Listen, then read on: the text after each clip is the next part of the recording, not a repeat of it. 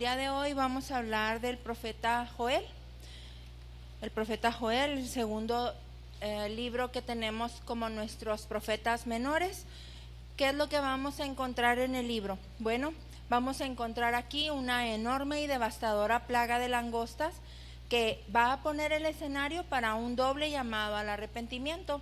Y también vamos a encontrar que Dios va a responder con una promesa de misericordia, con derramamiento de su espíritu y con el día de juicio sobre las naciones. ¿Cuál es el trasfondo? Bueno, vamos a empezar diciendo lo que significa el nombre del profeta Joel. Joel significa Jehová es Dios. Él se identifica en el capítulo 1, versículo 1 como hijo de Petuel, y se sugiere que él puede haber sido del reino del sur, debido a la preocupación que él tenía o que muestra durante su libro por las tribus de Judá y de Benjamín especialmente, pero en realidad no sabemos exactamente de dónde viene Joel. Él solamente es mencionado en el libro de Joel, en el capítulo 1, versículo 1, y también es citado por Pedro en Hechos 2:16, cuando es el día del Pentecostés, y que Pedro hace alusión diciendo que el evento del derramamiento del Espíritu Santo es el evento que cumple la profecía de Joel, que vamos a ver en el capítulo 2, los versículos del 28 al 32. Y algunas secciones de su libro que son citadas en el Nuevo Testamento, pero no, es todo lo que sabemos del autor. Joel, él registra muchos detalles acerca de los sacerdotes del Antiguo Testamento, así que se piensa que él era una especie de profeta sacerdotal. Hace muchas referencias en el libro acerca del monte de Sión y del ministerio del templo, así que se piensa que él pudo haber sido un profeta para Judá específicamente. Joel es diferente que otros libros, porque en los otros libros hacen referencias a ciertos detalles o a ciertos eventos históricos que nos pueden decir más o menos en qué tiempo está escribiendo. Joel no. Él no menciona ningún rey, no menciona acontecimientos históricos que puedan ser conectados para darnos una fecha definitiva que nos dé el tiempo, la duración del mensaje o el ministerio profético en el que él lo ejerció. Se piensa que él puede haber ejercido su ministerio después de que los judíos exiliados regresaron a Jerusalén y reconstruyeron el templo en el 510 o en el 410, del 510 al 410 antes de Cristo, porque en ese tiempo no había rey en Judá, solamente había líderes espirituales y ellos eran principalmente los sacerdotes.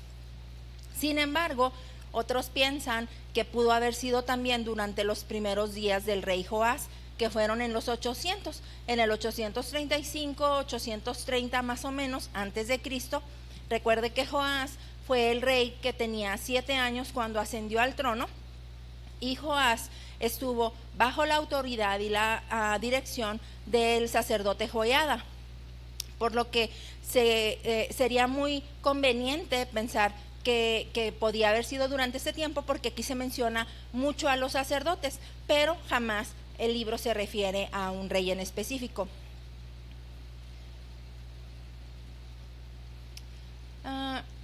Y también pues su estilo literario se asemeja más a los profetas del siglo VIII o IX antes de Cristo, como Amós, Miqueas e Isaías, más que a los postexílicos como Ageo, Zacarías y Malaquías. Así que se puede pensar entonces que el trasfondo del libro está a partir en el siglo VIII o en el siglo IX aproximadamente, siglo VIII, siglo IX antes de Cristo. El libro va a iniciar con la invasión de las langostas y una sequía grave, y esta combinación de desastres naturales devasta la tierra y a los habitantes de Judá en casi todos los niveles de la sociedad. Aquí yo me puse a investigar más o menos qué capacidad tenía plaga de langostas para comer. Y por ejemplo decía que un enjambre puede consumir hasta 30 toneladas de vegetación y que podía considerar alrededor de 150 millones de insectos por kilómetros cuadrados, y esto equivaldría a la alimentación de 35,000 personas por día. Entonces, ya nada más para que se dé cuenta de la magnitud del problema que estaban teniendo ahí. Yo puse de nuevo esta tabla para ubicarnos más o menos en el tiempo. De acuerdo a la manera en la que Joel escribe, pues se puede ubicar más o menos como contemporáneo de Abdías y de Jonás. Y algunas de las narraciones que está haciendo se pueden considerar como proféticas, específicamente hablando de las langostas, con la caída de Judá por Babilonia, y ahorita vamos a entrar un poquito más en detalle. ¿Cuál es el propósito del libro? Bueno, Joel menciona los dos desastres naturales que habían ocurrido recientemente en la tierra: la sequía y la invasión de las langostas, y la creciente amenaza de una invasión militar extranjera a Judá. Y esto traería un triple propósito para su ministerio. El primero era convocar al pueblo y sus líderes a la oración profunda y sincera. El segundo, exhortar al pueblo a arrepentirse, a cambiar su actitud, a admitir su pecado, volverse de su propio camino, comenzar a seguir los propósitos de Dios y volverse al Señor con humildad, con ayuno e intercesión por la misericordia de Dios. Y el tercero, registrar el mensaje profético de aliento y de bendición de parte de Dios para quienes se arrepientan sinceramente. Ahí el título está mal, pero ese es el énfasis. ¿Cuál es el énfasis del libro? Bueno, el primero es el inminente día de Jehová. Él nos habla de un día de juicio, pero también de un día de salvación. Y luego, ¿qué otro? Es que Jehová va a castigar a los que ama, pero ese castigo va a llamar al pueblo al arrepentimiento. Y luego, el Dios de Israel que guarda el pacto al mostrar misericordia con el pueblo. Y luego, Jehová es soberano sobre todas las naciones, y que el Señor va a juzgar a todos aquellos que no tuvieron misericordia con su pueblo. Yo agregué estas características que me parecieron también importantes de que pues las conociéramos, de que las viéramos en la clase, las características especiales del libro. Una de ellas, la primera, es el lenguaje, la forma y el uso de imágenes que convierten a este libro en una de las obras maestras más pulidas y bien redactadas de la literatura del Antiguo Testamento. Solamente son 3 capítulos, pero están escritos de una manera muy, muy bien redactada, demasiado claras. El segundo, contiene la profecía más trascendental del Antiguo Testamento acerca del derramamiento pentecostal del Espíritu Santo sobre todo creyente. El tercero, registra numerosos desastres nacionales, como lo habíamos comentado: las plagas de langostas, la sequía, la hambruna, los incendios devastadores, invasiones militares extranjeras, desastrosas señales celestiales, las cuales vinieron como un juicio de Dios por la corrupción espiritual y moral del pueblo. La cuarta, enseña que a lo largo de la humanidad, de la historia de la humanidad, Dios a veces tiene que obrar a través de estos desastres y de estas invasiones para llevar a las personas de vuelta a una buena comunión con Él y para poder propiciar el avivamiento espiritual. Y la última, presenta el modelo de un predicador que, como tenía una profunda comunión con el Señor y su reputación espiritual es muy fuerte, él es capaz de persuadir al pueblo para arrepentirse genuinamente en un momento crítico de su historia, para poder volver al Señor. Y luego el panorama del libro. Bueno, le comentaba, el libro solamente son 3 capítulos, pero se divide en 4 partes. La primera parte es el desastre inmediato. Aquí nada más un paréntesis rápido. Tenemos que entender una cosa, el libro de Joel, su centro es el día de Jehová. Ese es el corazón del libro de Joel. Se centra en el día de Jehová, como lo comenté hace ratito, tanto para juicio a los malvados, pero también como para salvación a los que se arrepientan de corazón. Entonces, bueno, aquí se describen 4 escenas. La primera escena es el desastre inmediato e inicia con la plaga de langostas que lleva al arrepentimiento al pueblo. Y luego viene el arrepentimiento nacional y la oración a causa de la severa plaga. Y la escena 2, que también se divide en 2 partes. En la escena 2 vamos a encontrar el ejército de Jehová y el llamamiento al arrepentimiento. Y aquí vamos a ver la primera plaga, que es comparada con un ejército, pero el que va comandando este ejército es el Señor, es Dios, es Jehová. Y luego el punto número 2 de esta parte 2 es el arrepentimiento basado en el carácter de Jehová, que de acuerdo con lo que nos comenta el libro de Joel, es misericordioso, clemente, tardo para la ira y grande en misericordia. Aquí se hace un llamado a no rasgar los vestidos, sino mejor rasgar el corazón y que regresen al Señor. Aquí se refiere a los inminentes juicios de Dios sobre Israel y sobre las naciones. Y aquí también era lo que les comentaba hace ratito. Las langostas puede estarse refiriendo en forma profética al ejército babilónico que invadió Judá en el año 598 a.C.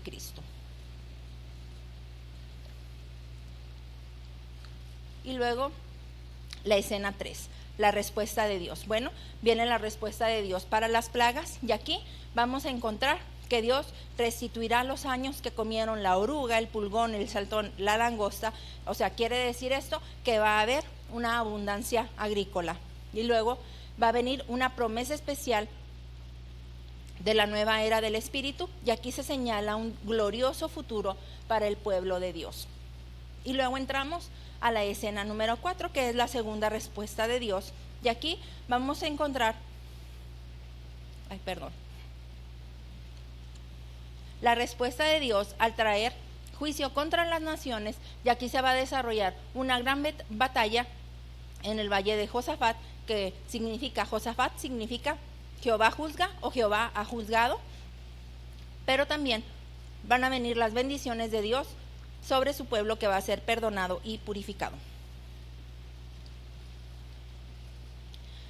¿Qué recomendaciones necesitamos al momento de leer el libro? Bueno, como les comenté hace ratito, tenemos que entender aquí, usualmente cuando leemos un libro, tenemos que entender el contexto que tiene el libro para poder saber a qué se está refiriendo precisamente el autor. Aquí en este libro no tenemos fechas específicas, marcas históricas, no tenemos un marco teórico que nos esté diciendo, es que está diciéndolo por esto o por aquellas razones. Esa es una de las cosas que tenemos que entender. Esto hace la lectura un poquito más complicada, porque no sabemos exactamente en qué tiempo está escrito y no sabemos exactamente a qué tiempo se está refiriendo el profeta. Y eso hace que sea un poquito más complicado para comprender el mensaje. Otra de las cosas es que las langostas a las que se está refiriendo el libro de Joel podría referirse al ejército del norte, es decir, al ejército de Babilonia, pero en realidad no se dice nada exactamente acerca de esto, esa solamente es una asunción. Y aquí los llamados al arrepentimiento tienen un lugar central. Aquí tampoco se menciona los pecados que el pueblo está, en los pecados en los que el pueblo está cayendo, pero lo que sí se sabe es que ellos son responsables de los desastres inmediatos o futuros que vienen como consecuencia del juicio de Dios. Pero también las naciones van a ser juzgadas por repartirse la tierra de Jehová y por negociar traicioneramente con su pueblo. Los pecados de Judá y de Jerusalén parecen ser pecados de complacencia, y se les compara con los que beben vino. Literalmente en el libro dice borrachos. El profeta asume que el pueblo sabe dónde ha quebrantado el pacto con el Señor. Nosotros no lo sabemos exactamente, así que nosotros solamente estamos asumiendo, nosotros solamente sacamos conjeturas de lo que podía estar sucediendo con el pueblo. Como le comentaba hace ratito, el corazón del mensaje o el corazón del libro va a estar en el día de Jehová. Ese va a ser su punto central. Y este era un concepto que ya había sido usado antes por otros profetas antes que Joel. Amós indica que Israel tenía un criterio optimista de ese día y que sería un día en que Dios vendría a ayudar a su pueblo, porque eran suyos, pero la deslealtad de Israel al pacto los coloca en una enemistad con Dios. Y este mismo concepto lo maneja Sofonías, Isaías y Jeremías, así que lo explican como un juicio sobre los pecadores porque lo merecen, pero después de eso va a venir un juicio de salvación o un día de salvación para el remanente de Dios, aquellos que permanecieron fiel al Señor. Para Joel, la plaga de langostas ha puesto en movimiento el día de Jehová, como juicio sobre Judá y como juicio sobre Jerusalén también. Pero su consumación está centrada en un evento escatológico de juicio sobre las naciones y finalmente en la restauración del pueblo de Dios. Joel también presupone que la relación del pacto de Jehová con su pueblo aunque no lo menciona de manera directa. Y aquí volvemos a comentarlo, las langostas y la sequía van a ser como parte de las maldiciones por haber desobedecido el pacto del Señor, y así también Israel va a ser disperso entre las naciones. También se les hace un llamado al arrepentimiento como una parte fundamental para restaurar el pacto con el Señor. Y aquí se les dice que todo lo que está sucediendo es de Dios los está disciplinando porque les ama. Y Él les está diciendo, desgarren sus corazones, no desgarren sus vestidos. Y finalmente hay una apelación al carácter de Dios, que esta es una repetición a lo que vemos en Éxodo 34:6, cuando Moisés sube al monte Sinaí con las 2 tablas, después de que Dios le había entregado las 2 tablas de los 10 mandamientos a Moisés y él las quiebra. Él tiene que volver al monte, tiene que subir de nuevo al monte, sube al monte con otras 2 tablas, y entonces para poder restaurar el pacto con el Señor, y él expresa, y pasando Jehová por delante de él, proclamó, Jehová, Jehová, fuerte, misericordioso y piadoso, tardo para la ira, grande en misericordia y verdad, indicando así la renovación del pacto. Y si vamos a Joel 2:13, vamos a encontrar palabras muy similares.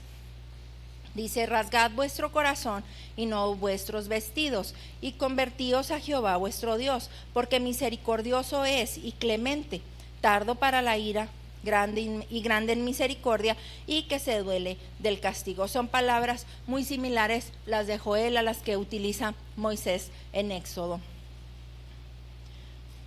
Entonces, pues, vamos a iniciar por el recorrido por el libro. Digo, es un libro bastante pequeño, son únicamente 3 capítulos. Entonces, bueno, vamos a desmenuzarlo un poquito. En el capítulo 1, versículo 1, vamos a encontrar el encabezado. Aquí nos vamos a encontrar que el profeta nos dice que la palabra que estamos él escribiendo es un mensaje que él recibió de parte del Señor, y también nos menciona su nombre. Nos dice que es Joel, hijo de Petuel. Ahí nos menciona su nombre y quién es su padre. Y luego pasa directamente, ahora sí, al libro, que si recuerda lo que le mencioné hace ratito, le dije que el libro iba a estar dividido en 4 escenas, en 4 partes, y la primera parte va a ser la plaga de langostas, y esta la vamos a encontrar del capítulo 1, versículo 2 hasta el versículo 12. Aquí se hace un llamado a despertar. ¿Por qué? Porque la crisis que está pasando el pueblo fue enviada por el Señor. Hay una severa plaga de langostas que arrasa con toda la vegetación y el pueblo enfrenta una gran hambruna, una hambruna bastante severa. Él está comparando al pueblo como con un ebrio. Literalmente en el libro él le dice un borracho. ¿Por qué? Porque él ya no está prestando, el pueblo ya no está prestando atención al comportamiento que están teniendo. Entonces nosotros estamos asumiendo que el pueblo quizás está adormecido, está insensible y ya no se da cuenta de todas las cosas que están haciendo, que están ofendiendo al Señor. Las langostas pudiera estar comparándose con un ejército grande, con un ejército poderoso de una nación grande, pero en realidad no sabemos a lo que se está refiriendo. Lo que sí sabemos es de que este enemigo está afectando los efectos de la sequía y con ello pues la hambruna del pueblo. Y luego nos vamos a la parte 2 de esta misma apartado. Lo vamos a encontrar en el capítulo 1 del 13 al 20 y es un llamado al arrepentimiento. Aquí el primer llamado para arrepentirse se les da a los sacerdotes. Se les pide que dejen de centrarse en ellos mismos y que empiecen a concentrarse en la necesidad y en la dependencia total en Dios. Aquí se les pide que reconozcan la necesidad de ayuda, del poder y la bendición que el Señor les puede dar, que se arrepientan de los pecados y que intercedan en oración por el pueblo, por las necesidades que el pueblo está teniendo. Aquí se hace mención al día del Señor, el día de Jehová, donde va a ser el juicio de Dios sobre Judá. También se menciona el futuro gran juicio, que como le decía hace ratito, va a haber un juicio de condenación, pero él también menciona un juicio que va a traer alivio, descanso y recompensa para el pueblo que permanece fiel. Y luego nos vamos a la parte 2. En la parte 2 vamos a encontrar el ejército invasor de Dios. Aquí esta parte se divide también en dos. La primera parte va a ser esta y vamos a ver aquí cómo la plaga se ve como algo futuro y que vendrá contra el pueblo de Dios. Por eso se piensa que se está refiriendo a la invasión babilónica que va a pasar 400 años después. El ejército es dirigido por Dios mismo en contra de su pueblo, es en contra Jehová, en contra de su mismo pueblo, e intensifica la advertencia al referirse a las tinieblas y a la oscuridad. ¿Por qué? Porque estos son símbolos de juicio y de destrucción, y esto pues obviamente va a causar temor y temblor en los corazones que han sido rebeldes al Señor. Y luego viene la parte 2 de la segunda parte, y aquí es en donde se hace el llamado al arrepentimiento. Aquí Joel hace mucho énfasis en la base del pacto para el arrepentimiento y les pide que no rasguen sus vestidos, que mejor rasguen sus corazones, porque el Señor no quiere sacrificios, quiere corazones quebrantados y que estén dolidos por el pecado cuando lo estén realizando. El Señor está lleno de gracia y está lleno de compasión para que el pueblo que tenga verdadera humildad y que realmente tenga un arrepentimiento sincero, Él está dispuesto a perdonarles. Pero sí hace un énfasis de que los sacerdotes y los líderes deben de ser los primeros en volver al Señor. Y luego viene la parte 3, de nuevo 3 y parte primera de la parte 3. Aquí vamos a encontrar la respuesta de Dios y vamos a encontrar como primera parte la promesa de plenitud. Cuando el pueblo se humilla, Dios escucha y responde. El ejército de langostas va a ser empujado hacia los dos mares y entonces el Señor va a derramar de su espíritu sobre todo el pueblo y entonces la abundancia va a ser restaurada. El Señor quiere inspirar, equipar y capacitar a su pueblo para que cumpla con sus más elevados propósitos en la vida. La meta final aquí es alabar a Jehová. La alabanza, elevarle la alabanza al Señor y quitarle la vergüenza al pueblo. Y en la parte 2, pues vamos a ver la promesa del Espíritu, que esta es la que se menciona, la parte que se menciona en el libro de Hechos, en el día del Pentecostés, cuando cae el Espíritu Santo sobre los que estaban ahí en el aposento alto. Bueno, dice, menciona que Dios va a enviar generosamente de su Espíritu para investir de poder y obrar a través de todo el que invocar el nombre de Jehová. Aquí no solamente lo está reservando para el grupo de judíos, sino que es para todo aquel que invoque el nombre de Jehová. ¿Y cuál va a ser el resultado? Bueno, el resultado es que van a tener dones y experiencias proféticas sin importar sexo, edad o posición social. Aquí la salvación va a ser para todos los que invoquen el nombre de Jehová y no solamente para los judíos, revelando así la presencia de Dios de manera poderosa y convincente. Y si alguien me ayuda, por favor, a leer a Joel 2:28. Se los puse ahí, pero está en inglés. Entonces, si alguien lo tiene, por favor, para que me ayude a leerlo.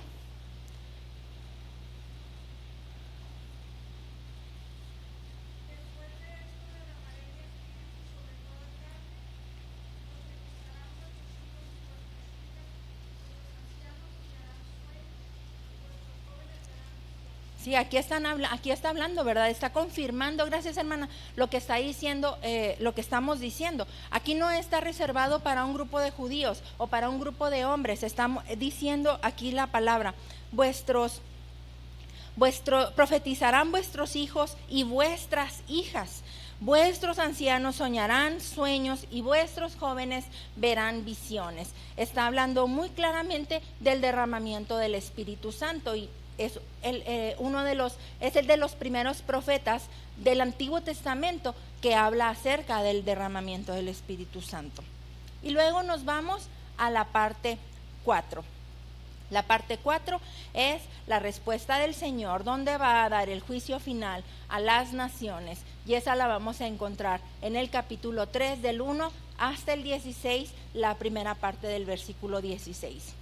Y aquí, ¿qué va a pasar? Bueno, va a ser el cumplimiento del juicio de Dios contra sus enemigos. Va a ser la restauración de Israel y va a venir el juicio de Dios sobre todas las naciones. Y aquí se hace referencia al valle de Josafat, al cual se puede pensar que está hablando del valle del Megido, en la región central de Palestina, donde cuando vimos el libro de Apocalipsis, dijimos que probablemente a esa sección era la que se están refiriendo cuando hablan de la batalla del Armagedón, ¿no? Así que pues Dios va a destruir toda maldad y va a defender y rescatar a su pueblo fiel. Y luego viene, como en todos los buenos libros o en todas las buenas historias, el final feliz. Viene la respuesta de Dios con bendiciones futuras del pueblo, para el pueblo de Dios. ¿Y aquí qué vamos a encontrar? Bueno, este final está revestido con imágenes de abundancia escatológica, la renovación pródiga de la tierra, los enemigos de Israel acabados para siempre, la habitación eterna de Judá en Jerusalén y la eliminación total del pecado, que según yo lo puedo entender de esta manera, está también yéndose hasta el final de los tiempos, que es cuando realmente todo el pecado se va a eliminar y pues cuando se supone que la nueva Jerusalén será instalada en el día del Señor, cuando el Señor regrese. Y entonces vamos a concluir. Les dije que era un libro muy pequeñito. Vamos a concluir diciendo que además de profetizar del gran derramamiento del Espíritu de Dios, el libro de Joel se ocupa de tres temas importantes en la historia bíblica. Y estos son, primero, el juicio de Dios sobre el pecado humano. Segundo, la necesidad del arrepentimiento. Y tercero, la gracia misericordiosa de Dios para que todos los que invoquen su nombre podamos ser salvos.